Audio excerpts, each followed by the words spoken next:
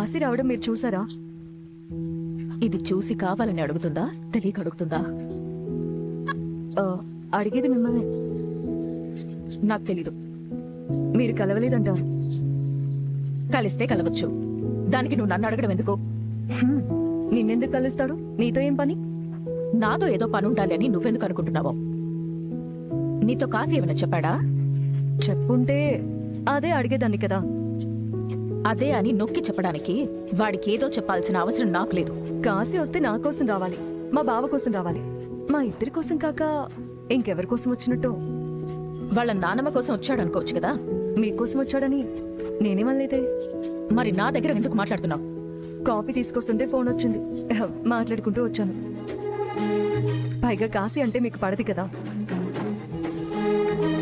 స్థాయి తక్కువ మనుషులతో బంధాలు పెంచుకోవాల్సిన అవసరం లేదు. అవసరాలకి వాడుకుంటారు కదా.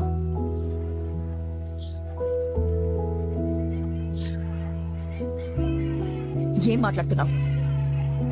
కొన్నిసార్లు తెలివైన వాళ్ళు వాళ్ళ అవసరాలకి మంచి వాళ్ళని వాడుకుంటారు అని మా బావ ఎప్పుడు చెప్తూ ఉంటాడు.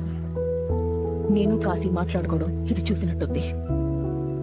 తెలివైన వాళ్ళతో మంచి వాళ్ళు ఎప్పుడు కాస్త జాగ్రత్తగా ఉండాలి. సంబంధం లేకుండా మాట్లాడుకు దీపా.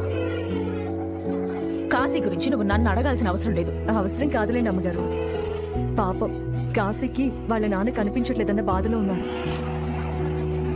ఇంట్లో నుంచి దాసుబాబాయ్ వెళ్ళిపోయేటప్పుడు గతం గుర్తొచ్చిందంట అని నేను విన్నాను. అదెంతవరకు నిజమో బాబాయ్ వస్తేనే తెలుస్తుంది. ఏం తెలుస్తుంది? బాబాయ్ని ఎవరు కొట్టారో తెలుస్తుంది.